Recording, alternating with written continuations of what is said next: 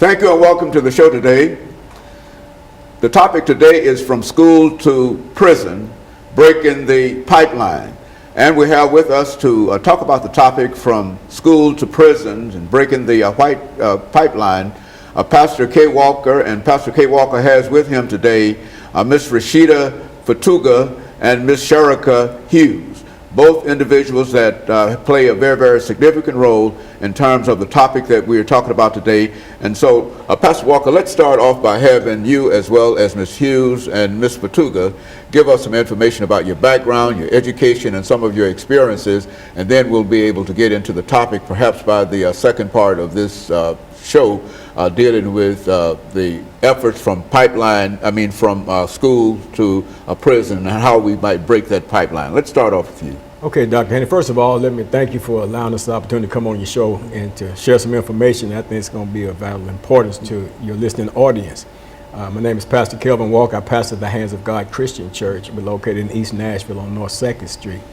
I was born and raised right here in Nashville, Tennessee, attended the public schools of Tennessee, and amazingly enough, I thought about it on the way over here to the studio here, Dr. Haney, how that, I don't know how long this prison to school to prison pipeline has been in place, but I know back in the 70s that I was kicked out of all the metropolitan Nashville, Davidson County public schools for extortion. And I recall the principal telling me in my first year of high school, you know, that Mr. Walker, your reputation precedes you, and the first thing I did, I got kicked out of the school system totally. And of course I fell into that trap, ended up in prison on drugs and all the whole 9 yards. So, but I'm here today because this is an important issue, and I brought a couple of guests with me, and I just want to kind of yield to them so that they can talk about it. Okay. Well, Ms. Basuga, why don't you give us some information about your background, education, and some of the things that were important in your life, and we will follow that with Ms. Hughes, giving us basically the same kind of information, and then we'll be able to go into this second segment dealing with the topic from school to a prison. Okay, thank you also for having us on the show today. My name is Rashida Fatuga, and I'm the founder of Gideon's Army, Grassroots Army for Children, and we are a grassroots organization that's youth-led and focused on dismantling the school-to-prison pipeline in Nashville, Tennessee. Very good. And Ms. Hughes? Well, my name is Sharika Hughes, and I'm a student at the Academy of Oconqueror. This is my senior year, and I'm part of the Gideon's Army nonprofit program for the Peace Project, help supporting youth in school. And so you're part, in a real sense, part of the program that Ms. Fatuga is talking about. Is that your? Yes, sir. I'm over the youth in school. Pastor Walker, let's look at this idea of from school to prison, and I think that there are a large number of young people, many African American youth certainly, who fall into that trap or into that category. What can we say about that? You know, Dr. Haney, you know me, I'm one that always believe that our government don't always have our best interests at heart. And especially when it comes to the young African American male, and especially the young African American male, in terms of wanting us to have the education that they say that they want us to have, but at the same time creating all types of systems and obstacles and roadblocks that would deter us from acquiring that education. And in our school system, and I think a lot of people are not aware of a lot of the things that take place in our school system that are systematically designed to stop our people from being educated. And that's why we're here today, to talk about these things and to really make the public aware so that we can come together and effectively bust up this school to prison pipeline, because they're identifying our young children at an early age, and they're shuffling them through. And then when you couple that with the privatization of prisons here in the United States of America, it's a deadly situation. It's a deadly poison that's in our society right now. There has to be, we have to recognize it, and then not only do we have to recognize it, but we have to stand up and challenge it and fight against it and eradicate it out of our school systems. Let's see, Ms. Fatuga, now you've established, we've got about a minute before the end of this segment, but you've established this organization, and make some statements about this organization before we end this segment for today, and then we'll come back and we'll pick up with Ms. Hughes. But give some statements in reference to this organization that you've established. Okay, well, Gideon's Army is working on a campaign to stop the school to prison pipeline. And what we're doing is looking at the systemic issues in our public school system, judicial courts, and then also just how our kids are handled as far as policing is concerned. That's our focus specifically for this year. And so you think that you've got a good program that can, in a real sense, at least touch this whole problem of from school to prison, and that's why you wanted to bring Ms. Hughes with you today, and she will be able, when we come back, to give us some information in reference to her journey into this program. And we'll be back with our audience following this very, very short commercial break.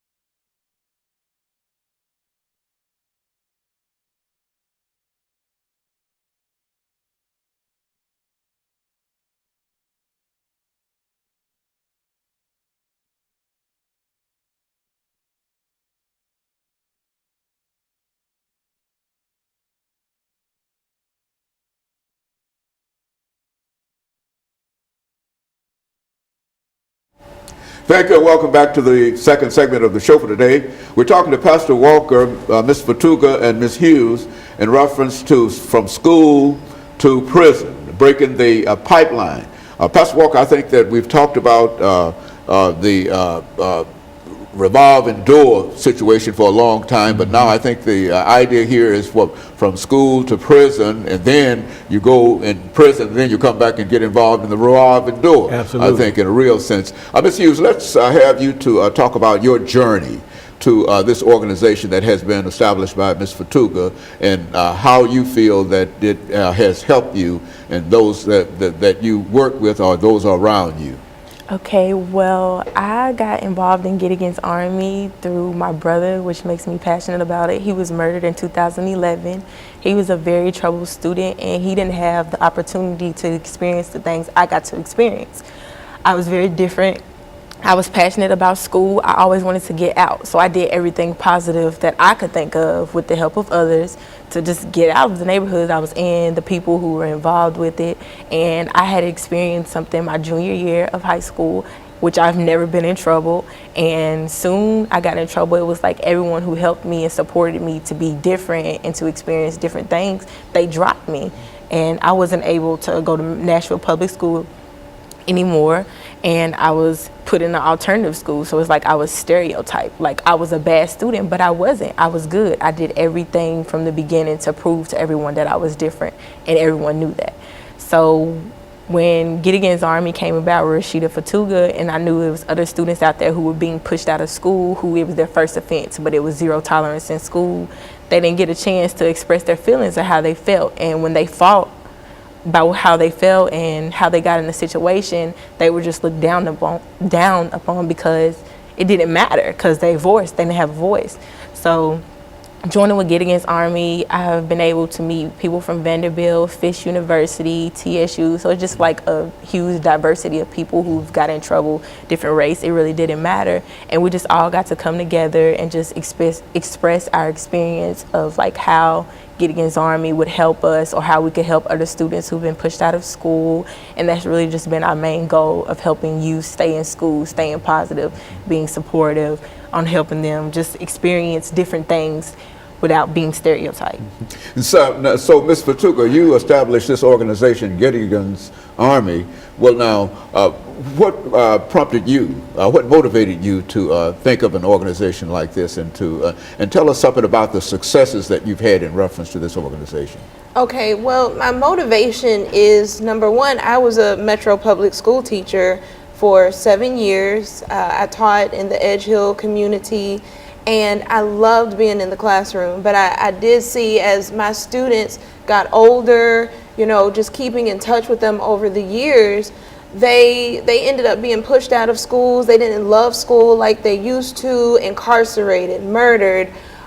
All of these things are happening to my babies, and it came a point in time in looking for other leaders to step up and to do something. And I realized that a lot of people have really great intentions but don't understand community organizing or haven't really done the research to know and understand what really can dismantle the prison pipeline by striking at the roots, not just dealing with little symptoms, putting out fires here and there, but what can we do to cut it at its root. And that's been really the goal and the focus that we've had. We're a relatively young organization, but we've done a lot. We've had a lot of different successes, and success, of course, is relative, but we've been able to build a solid base of young people at a lot of schools to do trainings. We launched the Peace Project, which is a youth-led initiative to stop violence against youth, which has been really powerful because we train the youth and then the youth train each other. And so they are empowered and can see also how they have control, more control over their environments and over their situations than a lot of times they feel. The system, it's big, and it can also seem very overwhelming and like we can't do anything to I don't want to say fight the system, but to correct the wrongs within the system, or to restructure the system so that everything and everyone functions properly within it. But it's actually really doable if we're strategic enough. I think another big success is that we understand, and we've done a lot of research so that we're very strategic with everything we do. And so it won't be just a lot of feel-good moments and a lot of just things based off of emotion. We're doing things that really work. And so, Pastor Walker, in a real sense, you as well as they have identified this as one of the real questions that we have dealing with our young people today, this whole idea of incarceration and prison to from school to prison and et cetera. Oh, absolutely, Dr. Henry. When you listen to Ms. Hughes' statement, her story over there, you understand here you got a young lady that's determined to go to school, do what's necessary to do the right things and make the grades and deliberately being different and not fitting into a certain mold, and then to have one thing comes up and then because of the zero tolerance to just be pushed completely out of the system into a whole negative environment, into an alternative school section where a lot of the students in those sections, some of them are trouble students, but to put her in that environment, and that's to just curtail, what she's doing. So she could have easily taken that and just given up and went into another direction, caught up in drugs, alcohol, and all types of aberrant behaviors because of that. It's just by the grace of God that she had the will enough to continue to pursue what she had already predestined in her mind to accomplish. And otherwise, she would have fell victim to that trap. And that's what we need to talk about. Identify that trap. What is that school to prison pipeline? How does it work? When do they identify? What do they do to determine what prison is going to be built in the future in these communities and stuff like that? And so in a real sense, what we're doing here is trying to break that, as you indicated, break the pipeline from there. And the same thing that happens after the pipeline has put them in prison. They go to prison without any kind of reformation or anything and come back, and then they're back to prison again. And so this is really the front end, in a real sense, of this revolving door, in a real sense. Absolutely, because, you're looking at our children now, because of the privatization of prison in America, you're looking at children as commodities, So this is how do we make money off of these students? And of course, we know slavery is still legal in the prison system. So if I can get this free labor, and if I can find a way to target it, then I can guarantee. Very good. And of course, we're going to be back with our audience following this very, very short commercial break.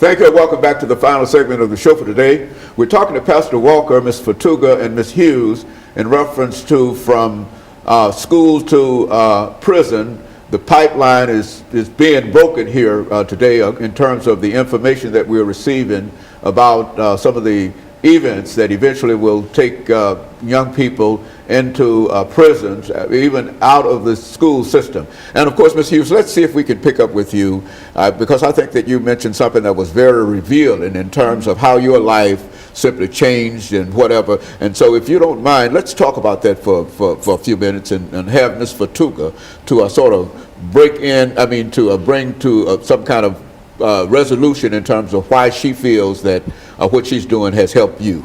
Okay, well, as I said, my brother was murdered in 2011, and he had always had trouble with schooling. Like, the teachers didn't want him in the class. He wasn't motivated to go because he knew that he wasn't wanted. So